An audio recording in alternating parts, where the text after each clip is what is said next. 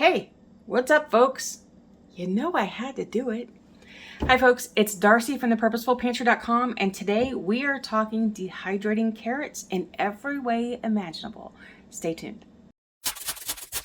So we're going to work with the entire range of carrots that people have access to. Not everybody can get organic carrots with their green tops. That's not always the best way to get them anyway, because when they have been sitting in a store for a long time, the carrot tops have started depleting the carrots of their nutrients because the carrot tops are still growing while the roots are done. Then we're going to do bulk carrots, shredded carrots, frozen carrots, little petite carrots for, I guess these are done for lunch boxes, but they were on clearance. I grabbed them. Then we have regular baby carrots. But these are the different ways that people have access to carrots. So I'm going to do all of them. So no matter what carrot you can get, well, I'm not doing canned. I probably could do canned. So these are the range of carrots that you can dry to make sure that you have carrots on the shelf year round. Okay, first let's talk a little bit about prep. I am a big believer that no matter where this came from your produce section, you need to wash everything before you actually use it. I'm not going to have you watch me wash these because you know how to wash stuff. So let's get started.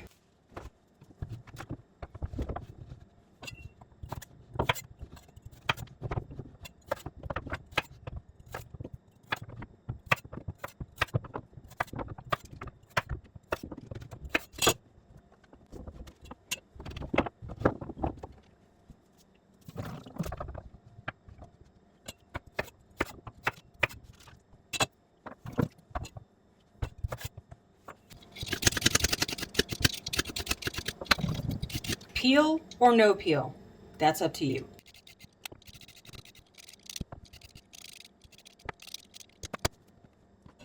Okay, with baby carrots, I do recommend that you at least cut them in half. If you want to keep them larger for like maybe putting into stews or something, I would recommend cutting them some because they are really dense and fibrous and will take much longer for them to dry. Okay, I washed my shreds, rinsed them off really well, and then have allowed them to just drain, and this is what I've got left. So I'm putting these all in my trays now. The thing about carrots, and we haven't even talked about blanching yet, but we're going to go ahead and start talking about it right now. I'll show you the process when I'm doing the carrot coins, but blanching stops the enzymatic process that allows food to lose their color and nutrients over time on your shelf. So when you're doing carrot coins or things that you're going to keep for long term that you plan on having there a long time, because root vegetables are already considered to be a thing that needs to be blanched before you dehydrate, I highly recommend doing it for long-term storage.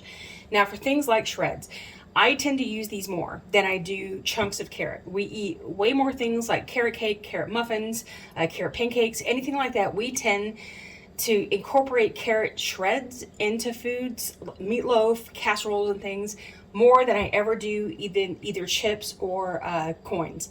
So I actually take advantage of the shredded carrots that are already done for me. I know that they don't hold as many nutrients because they're not as fresh, but they just make my life so much easier. So I do not blanch the shreds, okay? I do blanch the chips and coins. So these are going to go straight onto the dehydrator just like they are. Okay, now when doing frozen carrots, all you have to do is open the package and put them on your tray. That's all that has to happen.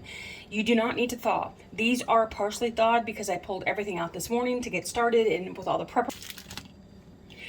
Okay, these are the little tiny salad, baby petite ones. I guess you would use these for lunch boxes and things for little kids or in salads or anything. I am not going to blanch these. I'm using these as a test to show you what they're going to look like if they're not blanched, how long they take. They're not going to be the same as doing, the bigger chunks of carrots, but still I just wanted to put at least one of these batches that wasn't blanched so that you could see the difference. I don't know that it's going to make a huge difference with this small of a carrot, but we're still going to give it a try. I've got one tray left in my machine, so we're going to get started.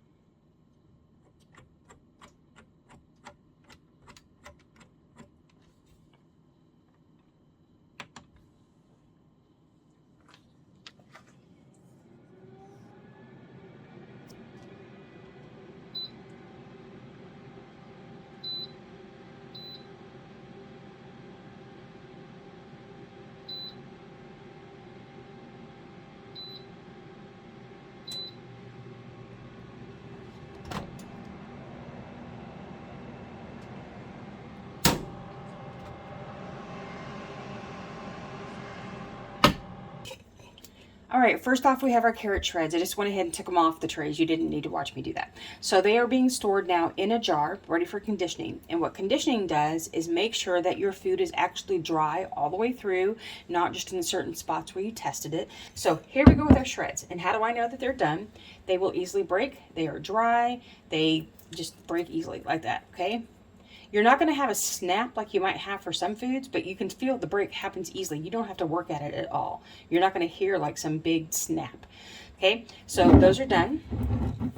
The reason why I love doing shreds, not only for the convenience, because they are so much faster to dry than if you're doing the whole coins. These shreds took maybe 8 hours, okay? So why do I like these better? Too, because the processing is so much faster, but this rehydrates so much more quickly and easier than if you do the coins.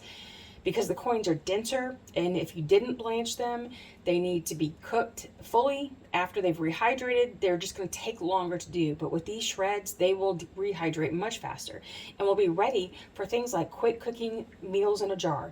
Like for camping and hiking, they take less water to rehydrate. They take less time. You don't have to worry about your water getting cold while you're waiting for the coins to rehydrate. These are just so much more convenient and quick. Try that again. If you would like to see a list of a lot of meal in a jar recipes, I've got a link down in the description box below where I make a database that I've vetted through all of them to make sure they're safe, to make sure they're a good recipe, so they're ready for you down there. And let's get on with the coins next, shall we? By the way, these will store for about a year, 18 months. That's the optimal storage for any dehydrated food. You might get longer. And that's fine. That's not saying that it's not going to last longer, but optimally you're looking at about 18 months, maybe 2 years at the most. But what happens is that over time, things start to deplete. So you're talking about the vitamins, you start to lose vitamins, you start to lose color, especially if they weren't blanched, you'll start to see this turn like a white color. You might lose the texture, so that the texture is not so great after a while. So look at your dehydrated foods being from 1 to 2 years, maybe more, but that's about your optimum, okay?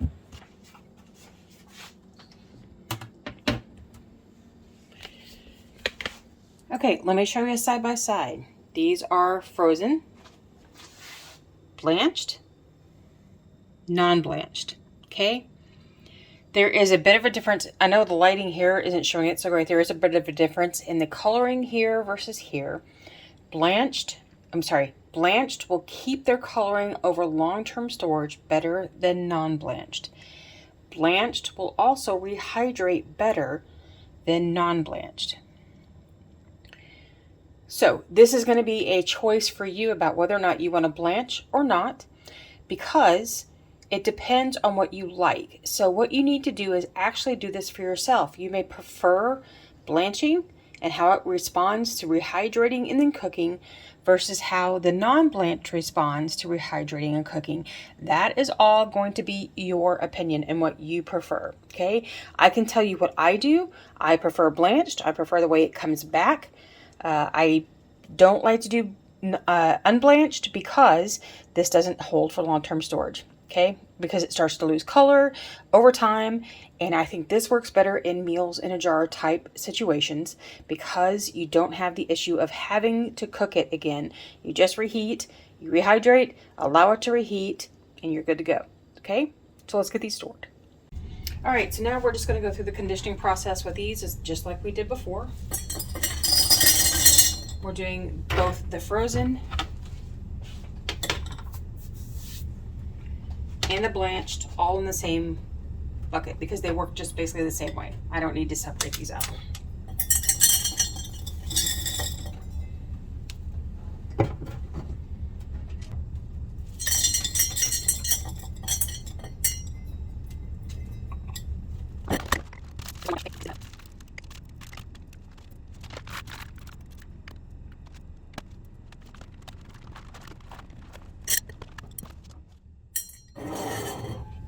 All right, let's talk about storage.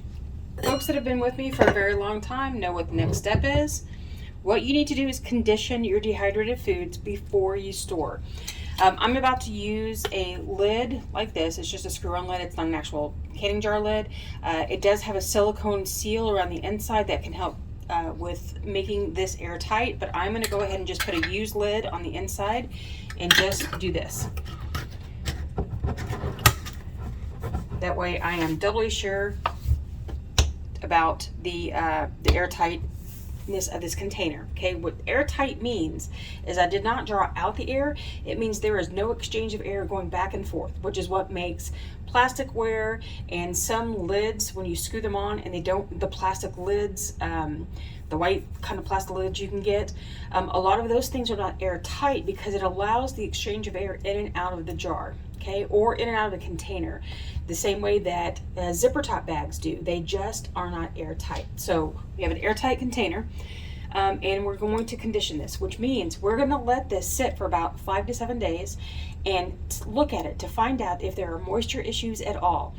I do recommend this for doing all dehydrated foods, because sometimes you can catch yourself having dried something, but a portion of it didn't dry, but you tested the sheet, but you didn't test all the areas, so something didn't dry as well and can create mold problems down the road. So you're going to take your jar, you're going to shake it around, okay? Once a day, just shake it. Let it be, come back to it, do it again. What you're looking for over time, what can happen is that, especially with vegetables and fruits that are high in sugar, especially with vegetables and fruits that are higher in sugar, you can get compaction sticking, which is when the force of all of this pushing down on the bottom of the jar makes things stick to the top. Okay, that doesn't mean they need to be redried. It means that if you can shake it off really easily, it's just sugar and it's fine.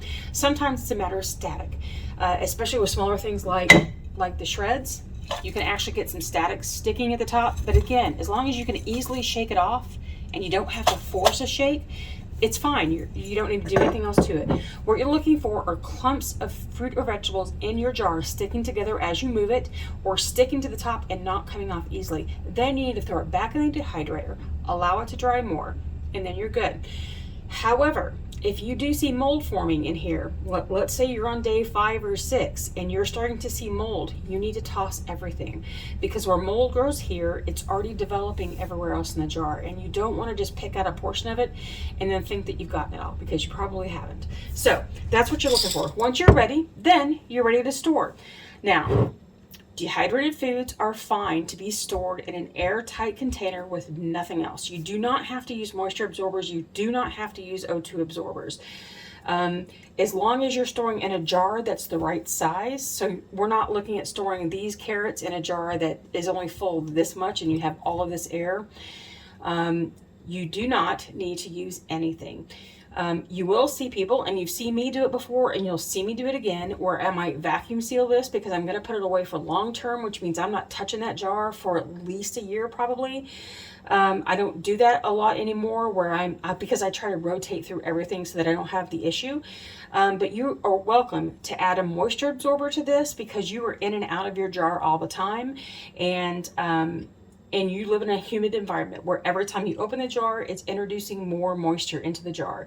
That doesn't mean it's putting wet in here, but it's adding moisture, which makes this then absorb the moisture, get softer, can lead to mold problems down the line. Okay, you're welcome to use a moisture absorber that way.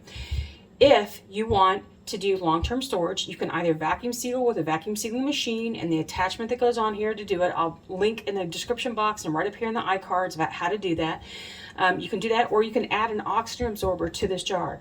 Just know that if you do the O2, you have to replace it anytime you open the jar, which is why I don't use them much, because they are not reusable, and once you've used it, it's done. You've got to replace it, okay? But really, all that you need to do is this. You do not need to do anything extra to it. Okay, this will last you approximately 12 to 18 months for optimal storage, which means that you may get longer, but over time, foods tend to start losing their nutrients, the texture when you rehydrate them, and the coloring. Even if you've blanched it, if you keep it a really long time, you may start seeing color change, because that's just what happens to foods over time. So your optimal storage is 12 to 18 months. You're likely to get longer. Try to rotate through it better. All right. Okay, so now what I've done is taken about a 1/4 cup of each of these dried carrot coins. Okay, they're dried carrot bits, and am going to rehydrate them. There are approximately 1/4 cup of each of these in each jar. The quarter cup is approximately 1 cup of fresh. Okay, that's a good approximation. So I just wanted you to see what they look like. Here, where you're seeing the non-blanched, okay, are floating, the blanched are not. What that means, I don't know. They have the same amount of water. We're going to rehydrate them so that you can see what they look like after and kind of get an idea about the texture. So I wanted you to see the results from being soaked in the fridge overnight, and then I've also let them sit out for a little while. Blanched, non-blanched. Now remember, these are the ones I did cut down a little harder, but that's what they look like. We'll pull them out in a second so you can see the difference, but there are those differences. Here's what they look like when they're on a plate. The color is a little different. These are a brighter orange than these. I know it's not showing up on camera very well, but in real life, these are a little yellower. These are a little more, they have more orange to them. The texture of this, when you feel it, feels more like a raw carrot. You can feel the fiber, I should say. On these, they feel more like cooked carrots. Now, these were not fully cooked. These were only blanched for about 3.5 minutes. And so that is kind of the difference about how they're going to be when you blanch them or non. So these are fully rehydrated. What you have next is you have to make sure that they've had time to cook when you're putting them in a dish. So these will need a little extra time because they need to cook more. These won't have to cook as long. So that's the difference. This is just more fibrous. This is not, because part of the blanching also breaks down the fibers. So there's the difference there. Okay, kids, what time is it? It's time to powder. I'm only doing this to show you how you can powder carrots.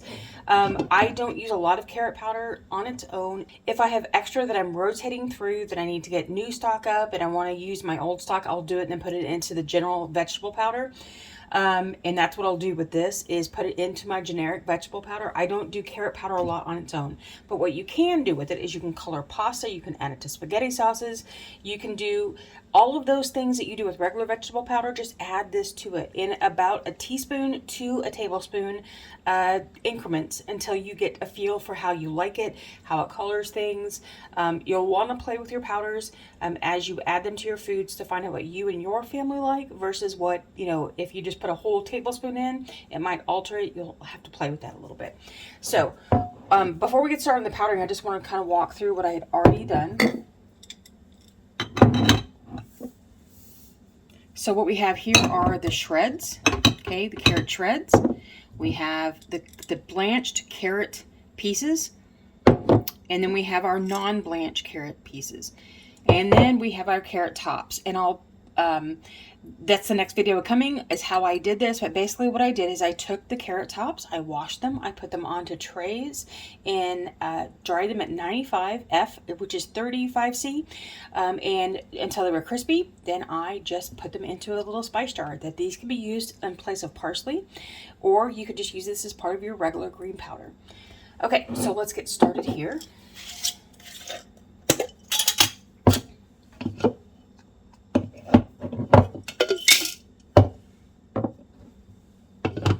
If you wanted to do a bunch of carrot powder, you could, in fact, not blanch this and just go from your drying your carrots to the point that you're going to go ahead and make powder. You do not have to blanch.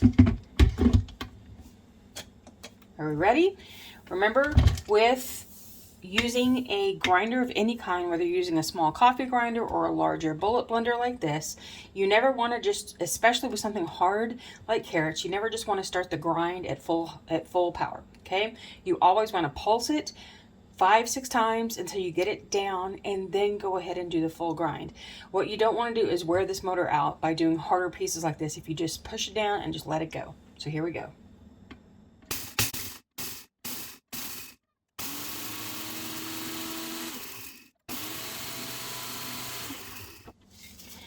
And I can already tell you, I did not get a tremendous small powder out of this, a fine powder, but I'm not going to keep going, partly because it's early in the morning and my family's still asleep, and while I can get away with a little bit of that, forever not. So what you're going to see is at the very top, you're going to see some bits, some of it, but then at the bottom, you see where the grind is a lot finer, okay?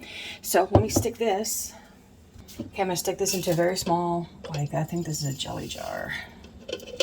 I got from somewhere. All right. So here is, I hope you can see this and show it from the inside. So you see this, the larger bits. I could go ahead and grind this a little bit more and you would get a finer grind, and you can see the finer grind at the bottom here. Okay, so it does grind down well. I just need to do it again. And what I could do is just sift this out with a fine mesh sieve, and then grind that part again. But because, and I could have also done it in my coffee grinder, which is a smaller bowl, which would allow this to grind more finely, just because it's the quantity is smaller, so it keeps it down in the blades better. But I didn't want to get out more equipment this morning and make even more noise than I already was. So there is your carrot powder. Now, granted, I'm going to put this into my vegetable powder. It's just going to get blended in because it will be used more that way. I do not have to worry about these bits right here, because within whatever I'm cooking, they will easily incorporate into it. So it's not like it's going to be a big deal. So, okay, so there you have it. We have our carrot coins, our carrot shreds. And see, can you see the difference between these two? Blanched and non-blanched. Our carrot powder and our carrot tops. So, if you would like to watch me do the carrot tops, it'll be here in another day or so, but I'll put it right here in the video as soon as they're available. And if you want to see more about dehydrating, click this video right here. And until I see you again next time, happy dehydrating.